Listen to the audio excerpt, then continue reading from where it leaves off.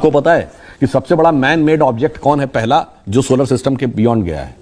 वो क्या है? वॉयेजर, एक सैटेलाइट है जो 1978 में छोड़ा गया था। वो सौरमंडल के पार जा चुका है। उस पर एक संदेश अंकित है जो परग्रही सभ्यताओं के लिए। उस संदेश को जिसने डिजाइन किया उस साइंटिस्ट या कॉस्मोलॉजिस्ट का नाम है कार्ल सैगन।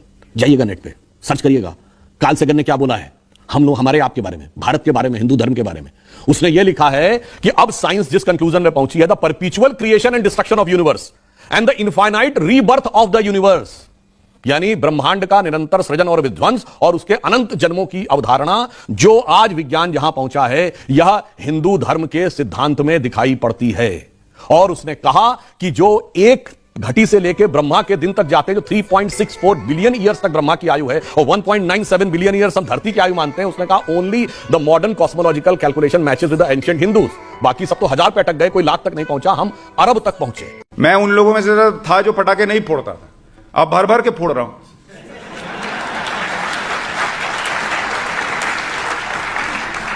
क्यों भाई? एक दिन तुम फोड़ने से रोक, मैं कह रहा हूं तुम साल भर बढ़िया रखते और एक दिन गड़बड़ होती तो मैं कहता चलो ठीक है मेरी वजह से हो रहा, मैं नहीं फोड़ूं। तुम मुझे 3 महीने गैस चैम्बर में डालोगे और एक दिन दिवाली के लिए कहोगे कि भाई ये इसी से सब हो रहा है, तो वो नहीं बर्दाश्त करती है आज की पब्लिक। मैं आपको चैलेंज देता हूं, कोई दिखा दे कि जब इस सरकार की मैंने आलोचना की एक फोन घनघनाया हो कि आपने ऐसा क्यों कर दिया। एक फोन, अभी मोरबी में ब्रिज गिरा, हमने सवाल पूछे बीजेपी की सरकार से, एक फोन नहीं आया बॉस। और मैं उस दौर में रह चुका हूं, पत्रकारिता कर चुका हूं, जहां एक चैनल को सिर्फ यह दिखाना था कि इस सरकार के अंदर कौन सा मंत्री कैसा परफॉर्म कर रहा है, उसकी रेटिंग देनी थी। प्राइम मिनिस्टर ने फोन करके कहा कि आपकी हिम्मत कैसे हुई मेरे मंत्रियों को रेट करने की, और वो चैनल ने वो शो नहीं दिखाया।